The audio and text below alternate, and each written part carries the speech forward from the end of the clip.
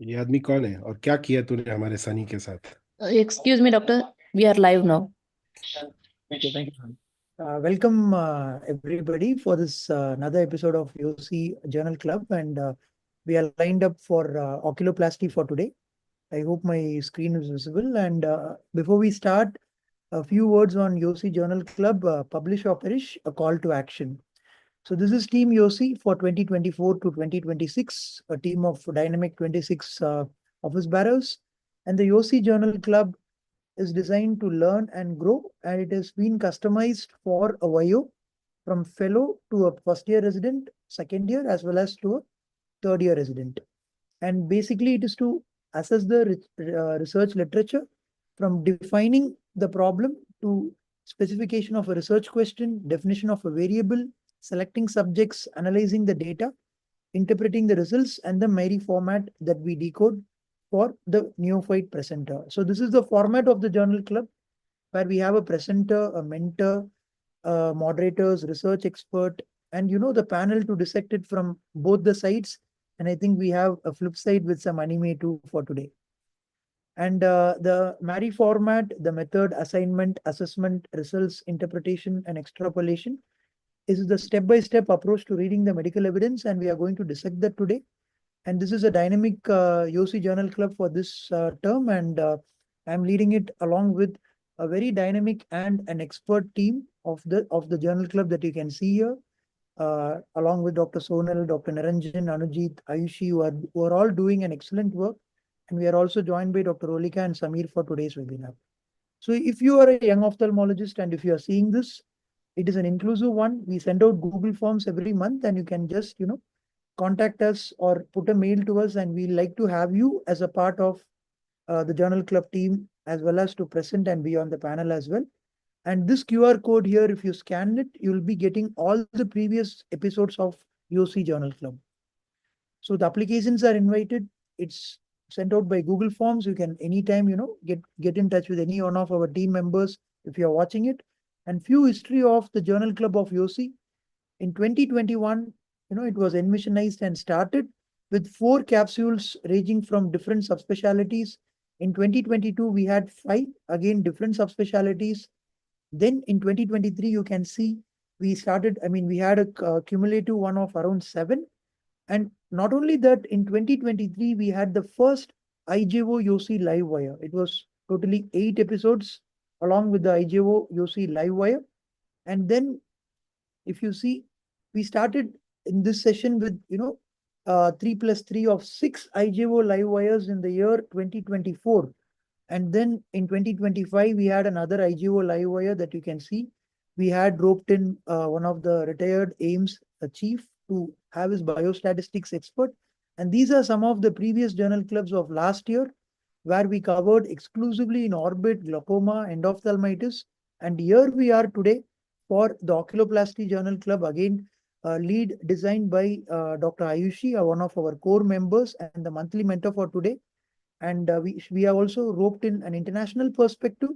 And the journal is going to be about recurrence following ptosis, repair surgery, a multivariate analysis of risk factors. This highlight being that Twilight Journal Club, for the first time, because of logistic reasons, we had to push it from 7 to 9. And thank you to all the people for accommodating it.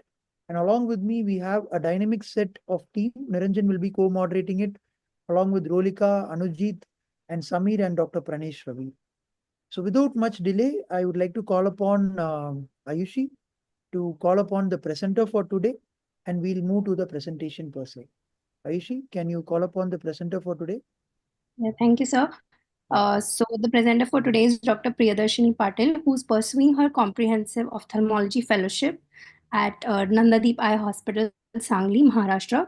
She has done her MS ophthalmology from NKP Salve Medical Institute and Research Center at Nagpur, and has presented several papers and posters at national and state platforms. Over to you, Dr. Priyadarshini. Thank you, ma'am.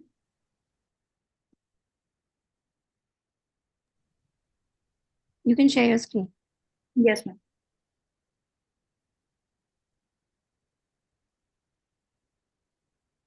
Good evening, everyone. First of all, I would like to thank the whole YOSI Journal Club team and Dr. Prasanna and Dr. Ayushi for this learning opportunity. These are the abbreviations which I have used in my presentation. So surgery for ptosis repair is very tricky and challenging. Broadly, the ptosis repair surgery is classified as external approach, which includes external levator resection, then internal approach, which includes levator resection and mular muscle conjunctal resection, and then there is a frontalis surgery, which includes sling suspension surgery and frontalis flap advancement surgery. So numerous studies have compared outcomes of MMCR and ELR. Although the quest for ideal approach continues, the risk of ptosis repair, which reaches up to the 20%. Several risk factors have been hypothesized to influence the ptosis surgery failure, including prior intraocular surgery, chronic prostaglandin analog use, severity of the ptosis.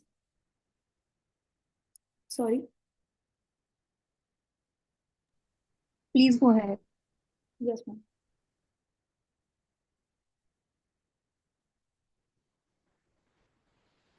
Poor levator action, bilaterality, use of contact lens, and chronic topical steroid use.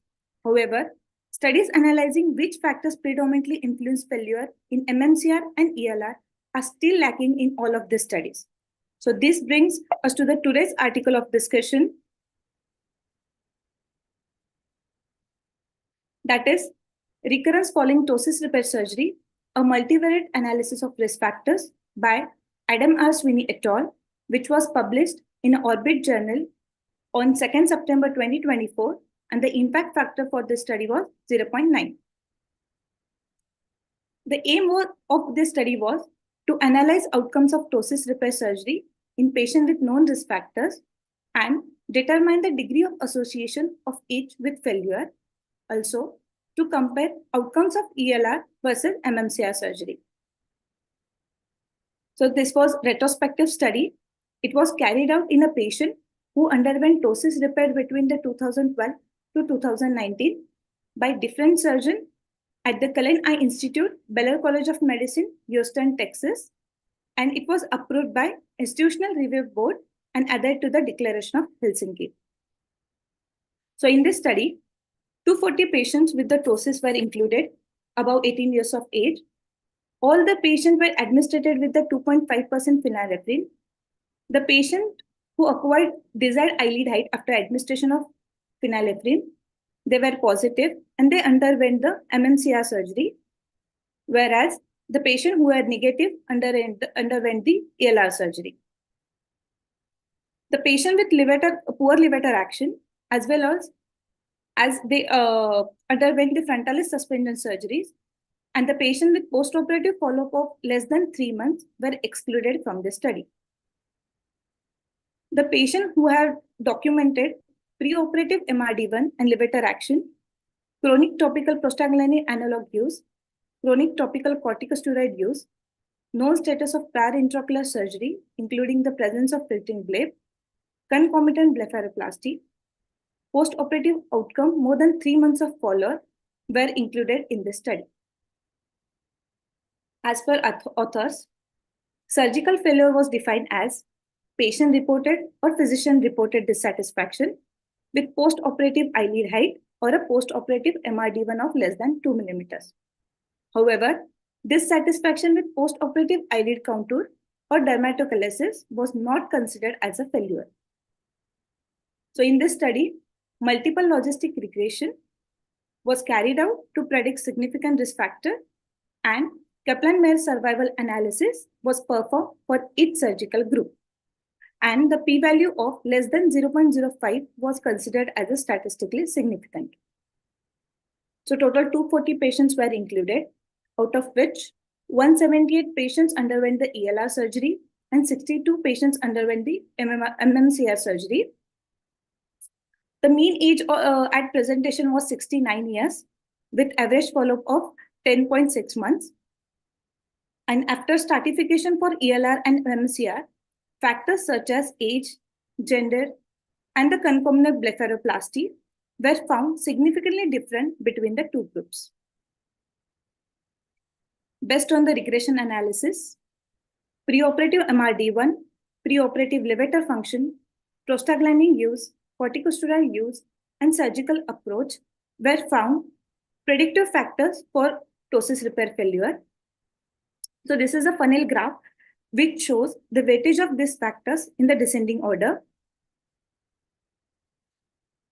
Similarly, this chart also represents the percentage of cumulative odds ratio.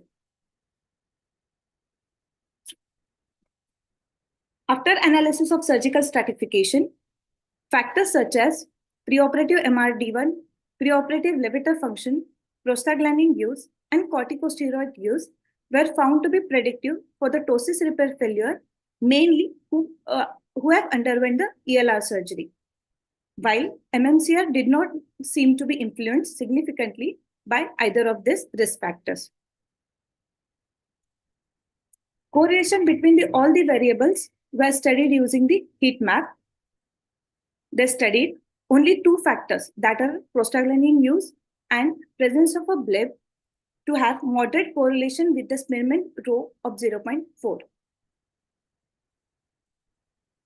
This study denoted the higher success rate of 90% in the patients who have underwent the MMCR than the ELR, that is 70.4%. Here, Kaplan-Meier analysis showed a divergent pattern over 5 years of period, suggesting MMCR has a higher longevity than the ELR. Topical prostaglandin use as a predictive risk factor has been reported by same group of authors in the 2020, where they have found the recurrence rate for ptosis was 29% in a patients who have used prostaglandin analog versus 12% in non-prostaglandin analog group. So to summarize, chronic topical prostaglandin analog use, chronic topical corticosteroid use, surgical approach that is external, preoperative low MRD1 were found statistically significant, whereas age, gender, prior intraocular surgery, concomitant blepharoplasty were found not significant according to the logistic regression analysis. So this study also had some limitations. As per authors, this was retrospective study. No universal definition of success was noted. There was confirmation bias with respect to the eyelid height recording.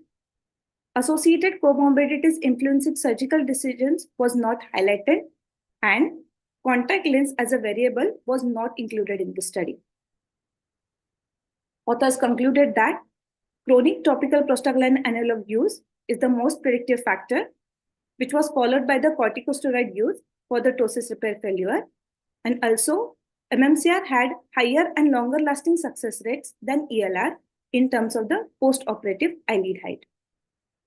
So coming to the MARI format, this was retrospective study. The surgeries were performed by 3 different surgeons that could have influenced the outcome, and etiology of ptosis was not specified. In this, inclusion and exclusion criteria were well defined. Tarsal platform show asymmetry was not considered as a variable determining success, and severity of ptosis in each group was not mentioned. Although statistical analysis was clearly stated and assessment was not blinded, qualitative assessments such as eyelid contour was not taken into consideration. And this study was not able to categorize contact lens use in the ptosis repair failure. At an average follow-up of 10.6 months, MMCR outperformed the ELR. Additionally, we believe that since contour assessment was not taken into consideration, this could have led to overestimation of success rates of ELR, since we know that MMCR is a more predictable and safer surgery with lesser post-op contour abnormalities. Here we also noted a discrepancy in p-value between table 1 and manuscript text when topical steroid was where topical steroid was compared. So it's unclear whether this factor was significantly different between two groups or not. Through this study, we interpret that MMCR has a higher longevity and success rate than the ELR, and amongst all risk factors, chronic topical prostaglandin analog use, chronic topical steroid use, external approach, and severity of the ptosis that significantly determine surgical failure. However, further large-scale studies are needed to determine the role of these risk factors across etiological variants and severity of ptosis. Additionally, clinico-pathological correlation of topical ocular medication and their effect on levator and molar muscle yet to be explored. Thank you everyone for patient listening.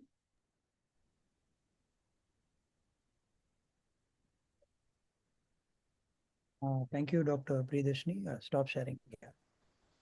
Aishi, we'll go to the panel next. Yes, sir. Yeah. With that, I would like to call upon Dr. Rolika to introduce one of the panels, our star panels of 3 people today. First, Akshay Nair, sir. Rolika, over to you. Yes, thank you, Prasanna, sir. Well, it's my honor to introduce Dr. Akshay Gopinathan Nair, who basically is an oculoplasty expert who comes with a prescription for laughter. And he is an alumnus from Shankar Nethralaya and LVPI Hyderabad. And then he went on to pursue an orbital surgery and oculoplastic surgery fellowship at New York Eye and Ear Infirmary.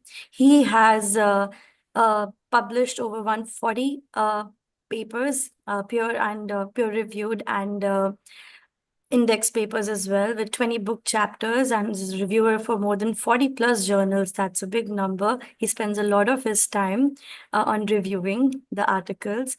And of course, he has several awards to his name, and that would be ranging from the AIOS Best Paper Awards at AAO and APAO as well. And as far as the positions are concerned, he is a member executive committee and editor at Oculoplasty, OPI, Oculoplasty Association of India. And also he has been a very integral part of YOSI since 2019. And he is also the editor newsletter of AP Soporus and an executive member at AP Soporus as well. And he is also the editorial member of AAO and One Network in Orbit and Oculoplastics. So over to you. And welcome, Dr. Akshay. And we always enjoy your wicked humor. It captivates your patients and even all of us. Thank you. Yes. Over to sir for the optimistic view of the paper. Over to you, sir. Yeah. So more importantly, I have to make sure that I don't share the match screen. Right. So I like this paper mainly because it's an easy read. I'm trying to put on the clinician's hat. Dr. Priyadarshini presented extremely well, very well thought of analysis that broke it down into bite-sized chunks that we could consume. So I just have 2-3 slides, nothing too much. Why I like this study? Because they made sure that there is a long follow-up period. As ptosis surgeons or anyone who's done ptosis, they'll tell you that at 1 month or 6 weeks, the patient often looks good. And over time, you see that there is a droop that develops slowly. So here, the minimum follow-up period was 3 months, and they have patients that they followed up for as long as 5 years. So this is good because this also helps answer the question, how long will my surgery last? Because this study has the longitudinal data that can help in assessing the durability of both external levator resection as well as MMCR. The other thing was that although you can look at it as saying that surgical success is not clearly defined, there's no uniform definition of surgical success in ptosis. That's because ptosis is as much as an art as it is a science. Each surgeon has a different technique of placing the sutures, the tightness of the sutures, the width, the placement on the tarsus. So therefore, there's a lot of objective and subjective assessment of ptosis outcome as well. And that's what they've taken here. They've gotten the objective measures, but they've also taken in patient-reported satisfaction. So, there are going to be patients who will tell you that they're not happy, even though that patient may statistically fit in within the criteria of success. So with this, they're having meaningful patient-centric outcomes that are being used to decide whether a surgery was successful or not. very transparent inclusion and exclusion criteria. Therefore, it only adds to the reproducibility of this paper. You can take this criteria and put it in practice at any other institute, and you'd be able to see how your set of patients, and come up against the same set of data. Yeah, that doesn't mean everything is great. So a few things could have been better, and I'm doing Dr. Akriti a little bit of a favor, but you've got to take the good with the bad. Uh, Comparing these two, and this is not just a fault with the paper, it is in general a fault with all of us. As oculoplastic surgeons, we tend to compare MMCR with external levator resection, when if we strictly look at it, phenylephrine positive patients are usually the ones who undergo MMCR, and they are the ones who are largely acquired ptosis, as compared to those who undergo external levator resection because they are phenylephrine negative, but also because they are negative because they are congenital ptosis and they have a dystrophic levator muscle in the first place. So at the end of the day, you put a gun to my head, I'm going to say this is not quite apples for apples. This is apples and oranges a little bit. Also, three different surgeons of three different levels of seniority could outcome. Uh, Previous ptosis surgery was not included as one of the variables in this, which could have been a great thing for us to understand how repeat surgeries behave when, especially when one has been done with MMCR, the other is done with ELR, the second surgery done with ELR. That could have really helped us to understand how do you do a repeat surgery. And also MMCR has different nomogram. You have got the old Putterman nomogram, you've got variations of those. When you do a phenylephrine test, and if the eyelid goes up exactly where you would want it to be, then it's straightforward. You excise 8.5 mm of the conjunctiva and the Mueller's. But if it is 1 mm below where you have to be, you can excise 8.5 or 8 mm and then 4 more mm for that additional 1 millimeters. And you can go up to 16 or 20 mm of conj Mueller's. And that's a variation and different surgeons have proposed. But in this study, that really wasn't included. Only those cases that went up to the corrected height or expected height were included in MMCR. So there goes 4 slides from Akriti's presentation. No, just kidding. So, why I'm coming back to the good is because this paper has real world implications that can affect my practice. The data that they have, the kind of patients that they've included, patients who've undergone glaucoma surgery, patients who are on anti-glaucoma medication, this spectrum mimics exactly what we see in the clinic, even in India. Like I said earlier, it helps us answer the question, how long does a ptosis surgery last? Direct clinical implications. Now, if I have a patient who is on a prostaglandin analog, I can tell them with evidence there is a good chance, a 1 in 8 chance or 1 in 9 chance that your surgery will fail and we'll have to do it again. A new finding, patients who are on chronic steroids, something that we used to, not even include in our analysis, is a new finding. Chronic steroid use is a factor that actually could impact outcomes of ptosis surgery. The irony being, most patients who undergo conjunctival Mueller's muscle resection are put on topical corticosteroids for about 6 to 8 weeks post surgery. It also helps me now decide whether should I do a combined even though concurrent blepharoplastic surgery was not statistically significant as a variable that can adversely affect ptosis outcomes. It at least gives you enough data to pick and choose the cases where you would rather do a separate ptosis and bleph or a combined bleph, and accordingly counsel the patient, because bleph, much like a refractive surgery, is expensive and patients want perfection. So all of that is helping me better counsel my patients regarding the outcomes. And that's why I love this surgery. And of course, also because all of us as oculoplastic surgeons love Richard Allen. Thank you.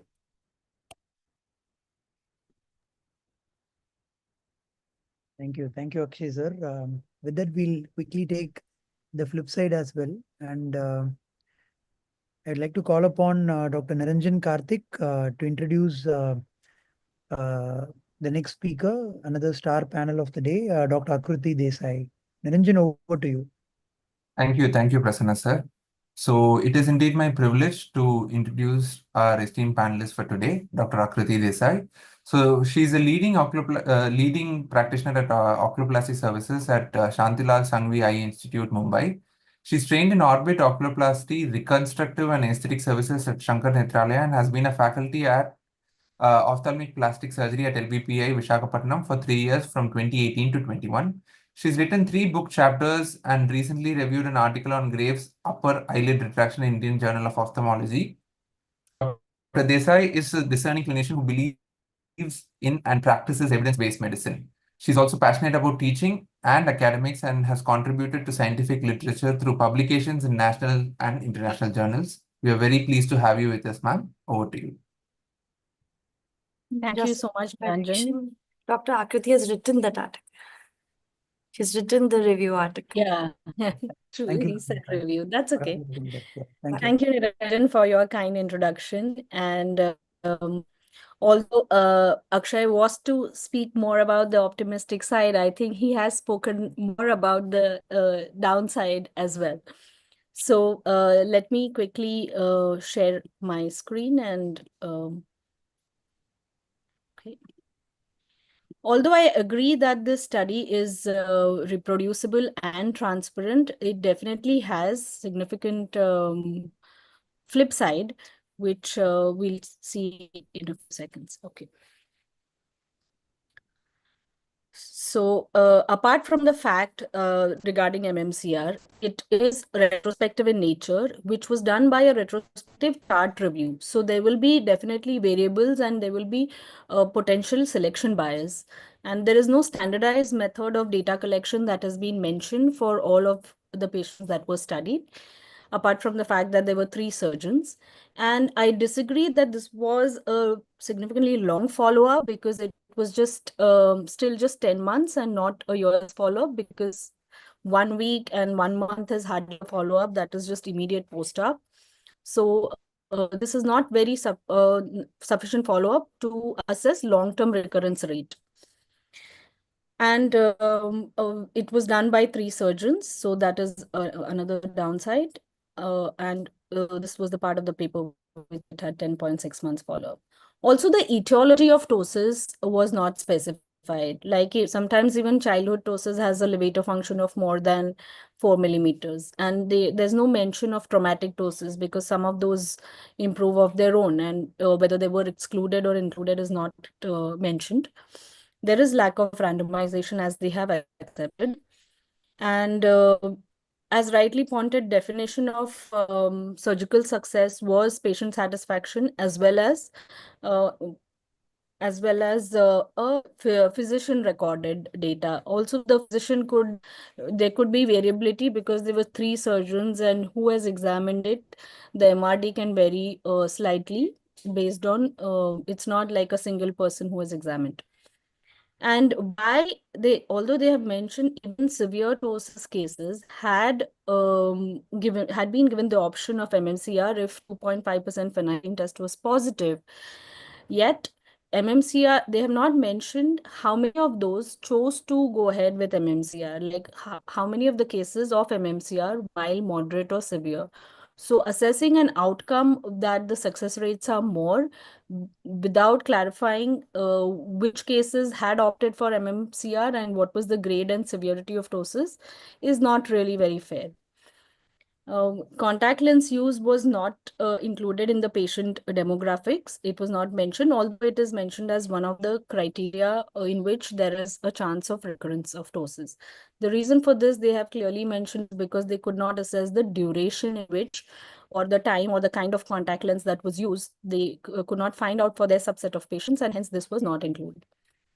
There is also lack of aesthetic and reoperation data. They have not mentioned how many cases required resurgery or did, and also cosmetic outcomes. Apart from this, I think Dr. Sengupta will cover the correlation variable, wherein the heat shows moderate correlation with limitations. And last but not the least, there is what I feel is important. Patient satisfaction means what? It is not defined what was used or how was patient satisfaction quantified. Like, was it just like they were happy with the ptosis, or it helped them with the posture or chin lift, or the eyebrow raise, that has not been clearly mentioned. So that is another limitation which I feel is of the study. Though this is very reproducible, and that is great. We can try it on our own patients. Thank you. Do you have, I would like to hear if there are any other like objections to the points raised. Akshay sir, you would want to go for a debate now, or? Yeah, no, I don't think there's a debate. I think we've both given balanced points of view. I actually agree with the contact lens part because it does make you know, it does contribute significantly. And also another thing is that the quantification of the patient satisfaction can be based on different scales. So if they would have introduced those scales, then they can comment it on the conclusion part. I agree. So thanks, Roderick. Yeah, with that, we'll move on to the international perspective of the day before we move to the statistical part. Yeah, Sameer Chaudhary, Dr. Sameer will be introducing the international speaker, Dr. Ashish Pant. Over to you, sir. Thank you. Thank you, sir. So I would be introducing our international speaker for this session, Dr. Ashish Pant. He is a lecturer at Maharajganj Medical Campus, Tribhuvan University in Nepal, and consultant cataract and oculofacial plastic surgeon. He has completed his MD in ophthalmology from Nepal and Masters of Surgery in clinical ophthalmology from University of Edinburgh, and completed his fellowship in orbit and oculoplasty from Tilganga Institute of Ophthalmology, Kathmandu, Nepal. He is also the chairman of scientific committee of Nepali Society for Oculoplastic Surgeon, and also an editor of Nepalese Journal of Ophthalmology. We would like to welcome you and thank you for joining us all the way from Nepal. And now we would like to invite you to give your perspective on this particular article. Over to you, Dr. Ashish. Thank you so much, Dr. Samir, for the kind introduction. Hello and good evening to you all. I am Dr. Ashish Rajpant from Nepal, which is further north of India. So, firstly, I would like to thank Young Ophthalmology Society of India for giving me this opportunity to be presenting over here. And it's really my pleasure to be over here. And thank you, Dr. IUC. And it's great to see Akshay and Akriti back again. So it has been a long time since we have been together. We have met, and also Dr. Prasanna and IUC.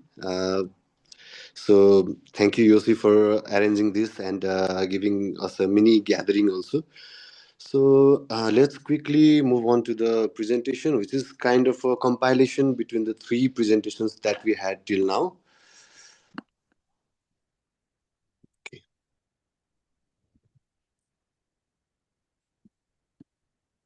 So my presentation is on my 2 cents on the article that discussed about the recurrence following ptosis surgery or multivariate analysis of risk factors. I don't have any financial disclosures or conflicts of interest. So I'll just go through the summary of the study in my perspective. So the study aim was to identify and evaluate the risk factors for ptosis repair failure. So it mainly tried to identify the risk factors rather than comparing the two surgeries as per the article. So this is also important. And the methods, as we have already been discussed, it was a retrospective study with single center, multiple techniques, and multiple surgeons. The key findings was that one was MMCR had higher success rate than ELR, and another one was there were risk factors for recurrence, the most important one being chronic topical prostaglandin use, which is known factors. But other than that, chronic steroid use and then concomitant blepharoplasty were also found to be risk factors. So where does this study stand for me? Whenever I look at a study, I tend to answer myself two questions. First one is, does this study change or alter or influence my clinical practice? And how do I look into that? One is whether it is relevant to my practice. This is out of question because for oculoplastic surgeons, Probably entropy and ptosis and DCR are the bread and butter, and so it is relevant to my practice. I would like to know, are the methods sound? Are the results credible enough? And finally, is it applicable in my practice? So, when analyzing this research article, I try to find out whether this has the tendency to influence my clinical practice through these points. And also, as a researcher, I would also like to know, does this interest me in further studies? Like, should I delve deeper into it? So these two questions I try to answer. The strengths of this study has already been highlighted by Dr. Akshay very nicely. It is the largest comparative study of ELR and MMCR till date, and the potential risk factors for failure of ptosis surgery has been enlisted.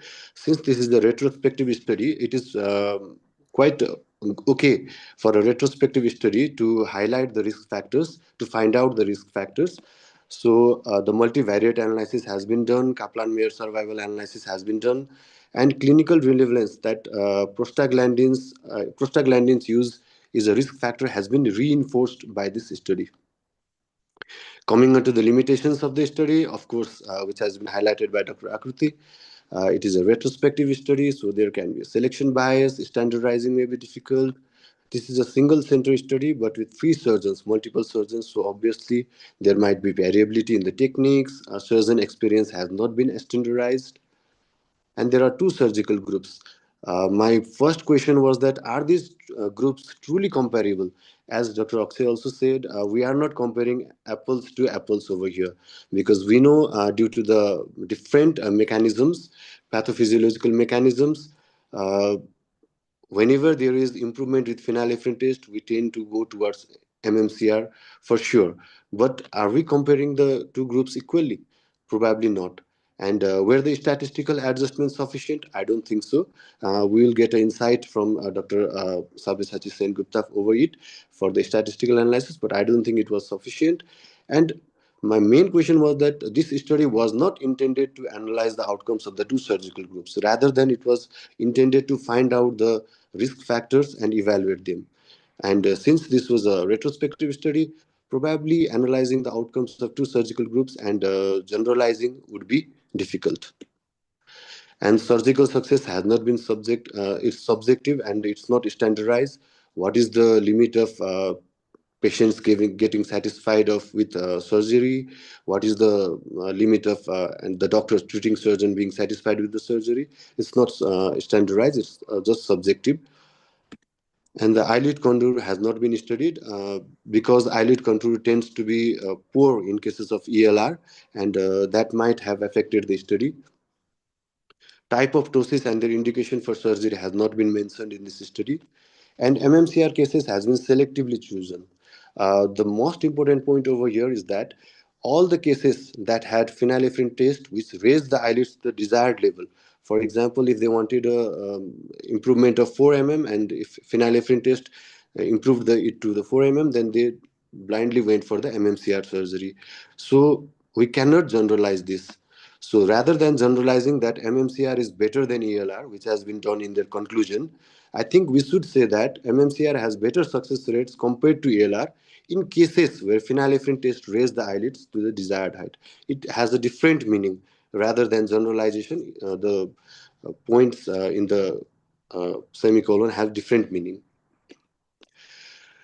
Just talking about the trends in ptosis surgeries, this was an article published in 2008, when we can see that green arrows represent the Muller muscle conjunctival recession, which used to be done into the mild and moderate cases. But now the trend has been changed. Usually it was for positive phenylephrine test, good LPS action, and mild to moderate ptosis. But nowadays, multiple studies have shown that MMCR is equivalent to levator resection, if not superior. Elevation of more than 2 mm can be achieved. There are no much adverse events, significant adverse events are rare, and works even if phenylephrine test is negative. However, my personal approach to ptosis surgery has been, I do phenylephrine test. It is in the 5% form because we don't have a 2.5% phenylephrine available in our country. So we do 5% phenylephrine test in all cases of ptosis, irrespective of LPS action or severity. If the phenylephrine test is positive and the ptosis is up to 3 mm, I proceed with MMCR. If the phenylephrine test is negative, then if the ptosis is just 1 to 2 mm, I proceed for MMCR because that gives me a good control and just a slight lift with good contour. However, for moderate and severe ptosis, I perform levator advancement surgery. So from the study, I'm not yet convinced for MMCR in severe ptosis, even though uh, the researchers have shown a very good result. But I will consider MMCR cautiously in moderate ptosis. That is, if phenylephrine test gives great lift, I might consider MMCR. But I shall keep an eye on the future studies that compare these procedures prospectively. So a prospective study is needed. Regarding the risk factors, if a next ptosis patient comes to me, what will I think of? I'll reassess the risk factors that are mentioned in the study. Those are very good points and good learning points for me too.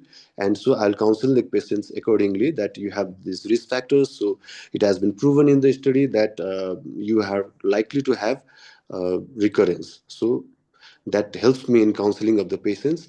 And we have known risk factors like PG analogs and newer like steroids and concomitant blepharoplasty. So my 2 cents from the study: does this study findings affect my practice? Partially, yes. I look for the great responders to phenylephrine test and give a try.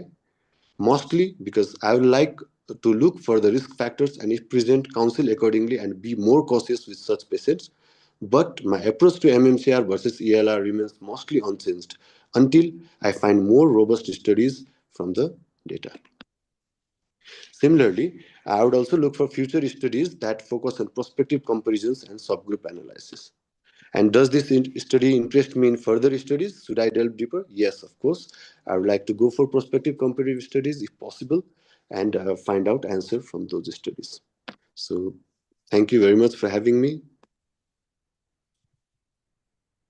Thank you, Dr. Ashish. That was very comprehensive, a lot of things included, very balanced perspective. I just feel one thing about MMCR, if I can make a comment, is that probably there's also levator enhancement, advancement. When they do MMCR in severe ptosis, it's not just the Muellers that they excise. They do take a part of levator also, which it's like posterior levator approach probably might be included. Otherwise, it's difficult to feel for severe ptosis to have an improvement of more than 2 millimeters that is claimed in certain studies. Dr. Akshay, do you have any comments on this? No, I think I agree with Dr. Ashish. One of the things that he mentioned was uh, MMCR for severe ptosis. Yeah, clearly, unless although there are a lot of studies, especially from North America, where MMCR is the more common surgery as compared to the Indian subcontinent, where external levator resection is preferred even for mild or moderate ptosis. So they've had lots of studies where they've assessed the Shermers. They've seen how much goblet cell loss is there when they do a conjunctival Mueller's resection. And they've also said that doing a conjunctival Mueller's resection for moderate ptosis actually plicates a little bit of the levator because they've identified striated muscle histopathologically in that specimen that they've excised. But quantitatively, you're shortening the posterior lamella in severe cases. So that obviously is a no-go. But yeah, I think the at the end of the day, I'm not sure of until the boss speaks, until Sunny tells us how well we've been following the statistics. We don't know whether to make head or tail of it or whether we're doing it in the right way. But just eyeballing the data, uh, at least the if nothing comes out of this, the only one good thing that comes out is prostaglandins is a prostaglandin is a red flag. Steroids also affects it as much, and like I said, this also represents a slight lost opportunity to include revision cases, to include compare cases of where MMCR was done first and then ELR was done, or vice versa, because at the end of the day, those are the complex cases that we still are seeking answers for. Mhm. And I also agree with Dr. Pant, who has very clearly mentioned this part that even though epinephrine test is negative, in some cases you land up needing the MMCR component. Just have to titrate it to 1 to 2 mm. So that's pretty much interesting. And just an add-on question, Dr. Akshay and Dr. Akriti, do you use the Putterman clamp or you don't? I do. I do. In fact, at iFace, I just did a live surgery. So Putterman clamp. But on my YouTube channel, I also have the Jugaad technique where we take two forceps and clamp it. So you can see that if you don't have a Putterman, or like that day when in the OR, my assistant dropped it and we had to do it with 2 artery forceps, works equally well. So I have I mean, earlier was not very easily accessible, but now it is, so it's not much of a bother. But while I was getting trained, I used similarly to artery forceps like Akshay. Yeah, I also personally use the Putterman clamp, so it makes life very easier for me. And I have a question for Akshay and Akriti. Like, how often do you find that phenylephrine test giving a very good lift that is more than 3 mm, 4 mm? Because in my practice, it has been very rare. Like 4 mm of lift, I haven't found it yet. So how often do you find it? Akriti, you want to go first? Yeah. In about, suppose in the past year, if I would have seen about 70 to 80 ptosis patients, I would have seen them in not more than 4 or 5, but that too not 3, 4 mm lift. About 3 mm in 2, 3 cases is what I would have seen. In moderate ptosis, to get a good lift on phenylephrine is possible, but severe ptosis I have not seen at all.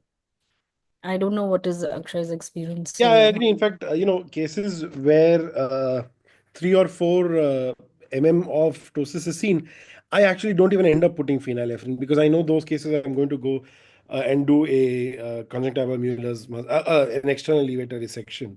So the cutoff for me personally is 3 mm because 3 mm for a 3 mm lift,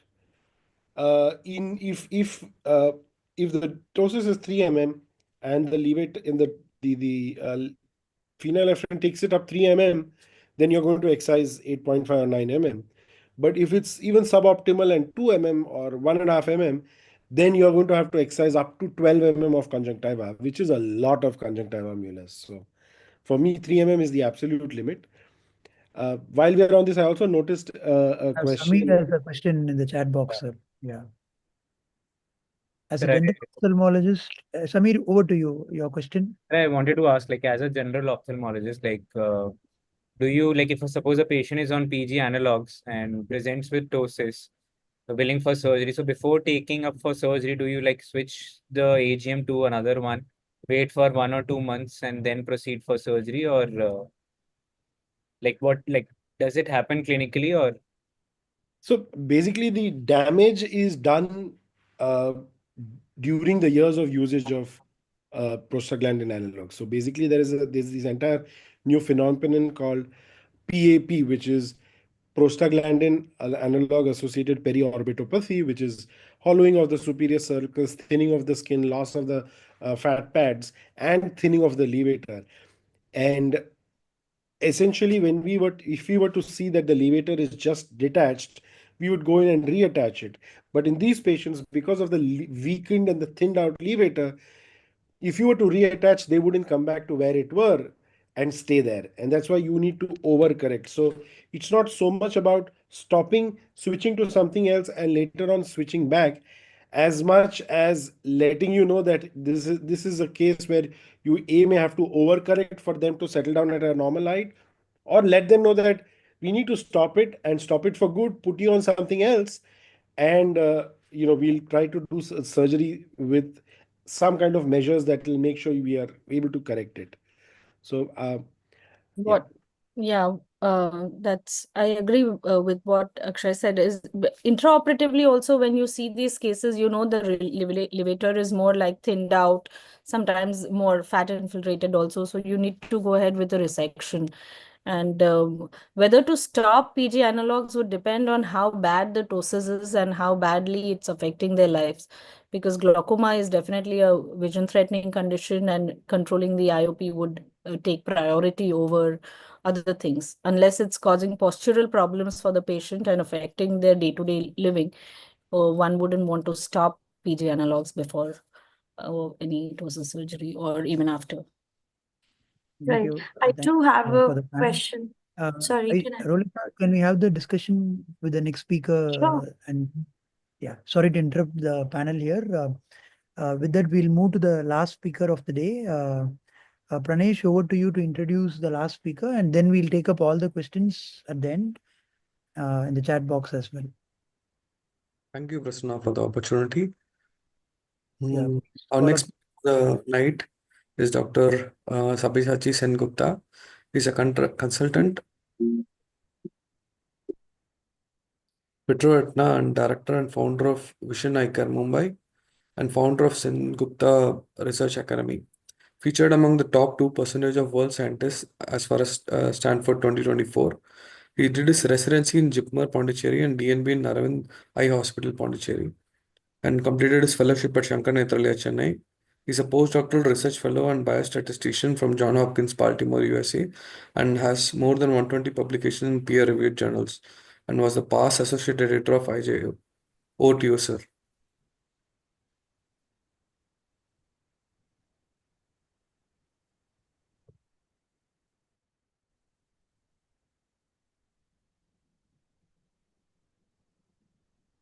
I think sir is offline right now. He's lost so much weight now that we can't even see him.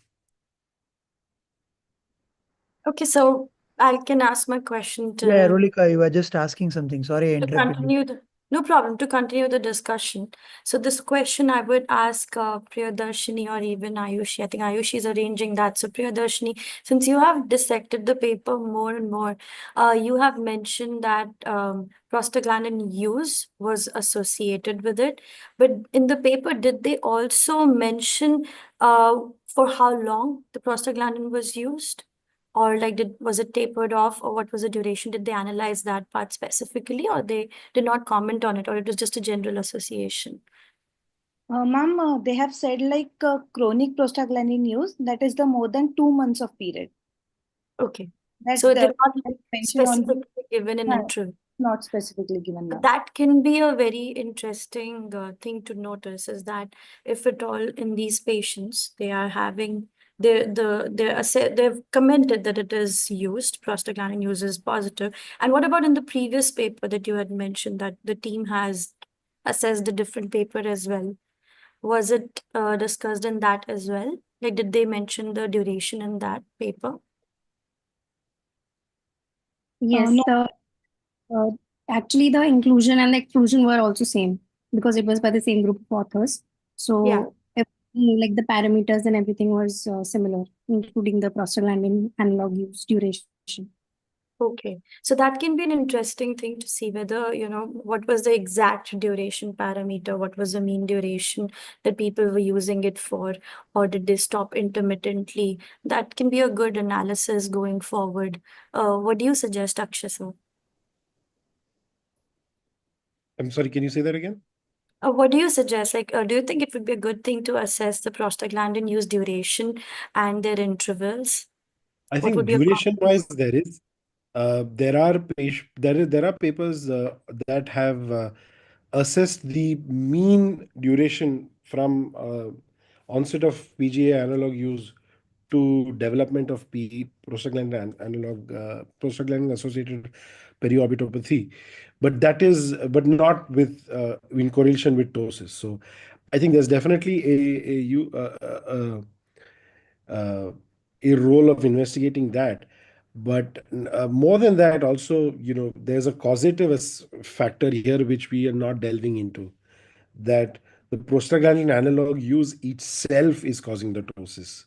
So that is also something that we need to look at. I have one more question. Like for mild doses, if you have a symmetric tarsal platform show, and if the phenylephrine test is positive, do you go for MMCR and do a skin only blast, or you prefer a levator surgery? So you're saying that the ptotic eye has a lesser pretarsal show? Yeah, or a symmetric one, because after MMCR, it's going to reduce and cause asymmetry. Yeah, so I think so in general, if there is ptosis, there's going to be pretarsal show asymmetry. Usually, the ptotic eye will have a greater pretarsal show as compared to the non-ptotic eye, and in these cases, my judgment or decision is based purely on the severity of ptosis and the phenylephrine test positive. If it is positive and it is less than 3 mm, I'm okay to do a phenylephrine test. Sorry, an MMCR. The pretarsal show automatically gets corrected, and the higher pretarsal show will reduce to a symmetrical level compared to the other. But the tricky part is when there is redundant skin and a lesser pretarsal show in the ptotic eye. In those cases, I would always prefer to make a new lid crease, do a mini bleph and ptosis. Okay, thank you.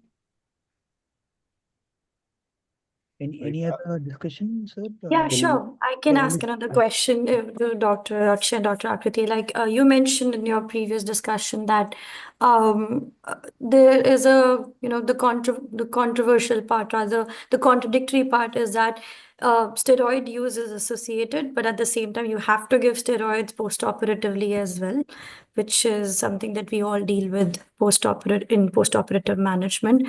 So have you had patients where you have ptosis because of steroid use and you eventually had given it and it worked out pretty well? Have you had those cases? So if I'm not wrong, your question is, have I had cases where I've seen patients with ptosis because of steroid use? Yes. Yes. I haven't actually. I've not seen patients. Okay. Yeah, mostly patient. I mean, the only steroid use where I've seen patients is post tricot injections, not topical steroids. So, in that sense, I haven't. But I have had a couple of patients in whom post MMCR we've used steroids, their IOPs have gone up, then we've used prostaglandin analog and Right. completed the circle. Yeah.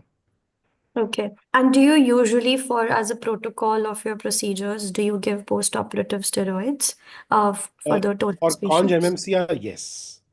Okay. Earlier, I used to be very particular of 5, 4, 3, 2, 1 taper. But then nowadays, and plus the incision that we are taking under the putamen is a clean sliver, a clean cut with a suture approximating. So it's primary intention. So, Right. and plus there's a BCL in place. So nowadays, just 4 times a day for 10 days and we stop it. Right. And over here, we're talking about the topical part. But what about systemic steroids? Do you give systemic steroids to your patients as well? No, unless I've had earlier, I used to, when surgical time was very long, and I used to expect a lot of edema. But I think as surgical time reduces and it's more clean, I don't end up giving steroids. Akruti, what about you? I don't even give topical steroids. Even systemic has been stopped for a very long time. Never have given systemic steroids. But for So MMCR, I post have not. MMCR also no topical steroids? I don't give topical steroids. But I wanted to ask everyone here, there have been a lot of reports, not lots, but reports of statins, like patients on atorvastatin causing ptosis, even diplopia. I have not encountered any such patients so far. So I just want to know from people over here with experience in ptosis surgeries, whether you've come across patients like statins being a cause of ptosis. I think a quick multicentric study with Dr. Akriti can be the answer to that. But I don't think even I have seen any association as such, but like even historically speaking, I have not No, seen it's any been reported in mention. literature. Okay, There are okay, case perfect. reports. Yeah. So then we can actually have you do a study on it. And Because even in this case, they have not reasoned out, like, of course, steroids have a positive correlation, okay, and but why and what exactly it causes is something which is to be figured out. Also, they have found a gender predilection, like women and men, the failure rates were more in men as compared to women, which the reason for which we don't know, like why in this subset it turned out to be so. Thank you. Thank you, wonderful panel, as well as our international perspective. So this is the first Twilight event that we have planned in the Journal Club series. And we started on time and we'll end sharp on time. I hope Ayushi and Rolika are on this with me. And Absolutely. unfortunately, due to logistic reasons and connectivity issues, sir is not able to join us today. So we have this novel certificate distribution at the end of each of our Journal Club events. And so I hope my screen is visible. And so am I audible? Yes, go ahead. Yeah, but your screen, yeah, perfect. Yes, sir. Yes, sir. So yeah, screen is visible now. Perfect. Yeah. So first, we would like to distribute the certificate of the presentation to Dr. Priyadarshini Patil for coming forward and, volunteering to be one of our neophyte presenters. Thank you, Dr. Priyadarshini, Thank for you. this wonderful presentation. Thank you to our monthly mentor, not only the monthly mentor, again, she was the brain behind the whole planning of the scientific logistics as well as conceptualizing the whole event. So it was Ayushi's efforts that brought us all together. Ayushi, thank you for being the monthly mentor and being one of the integral parts of our journal club as well. Thank you, sir. Am I audible? Yes, you are. Yeah, thank you. Thank you. And then we have our international perspective, Dr. Ashish Pant, a good friend of mine, as well as a friend of us from Nepal, always supporting us in all our YOSI initiatives, for sharing your 2 cents on this particular pertinent topic. Thank you, Dr. Ashish, for taking all the efforts and being here in this webinar and sharing your international perspective. Thank you And so moving on, much. The pleasure is all mine. Thank you. thank you. And moving on to our star panels. So we had Dr. Akshay Nair, sir. Sir, thank you, sir. We know your busy schedule, and of course the matches going on simultaneously. And despite that, being among with us to share your perspective on the positive aspects as well, and being a panel in this very enlightening and Twilight Journal Club. Thank you, sir. Thank you. And moving on to Dr. Akruti. Akruti Desai, starting right from the anime, the flip side, even putting it in a very flipped way and making it very engaging and very, entertaining as well as very captivating for this particular episode. And I don't know what I learned as a glaucomatologist, but PAP is something that always resonates with prostaglandins. And I was taught that the eyelashes will also lengthen, and that's how the company marketed a product called Lattice, or pronounced as Latash. And that was something I thought, I just extempo thought of adding it here. Thank you for all the discussions and enlightening things. Unfortunately, we were not able to have sir due to technical and login issues, but we definitely extend our thanks to sir for joining us in the initial part of the webinar and always supporting YOSI in all the activities, especially from a statistical point of view. Thank you, sir.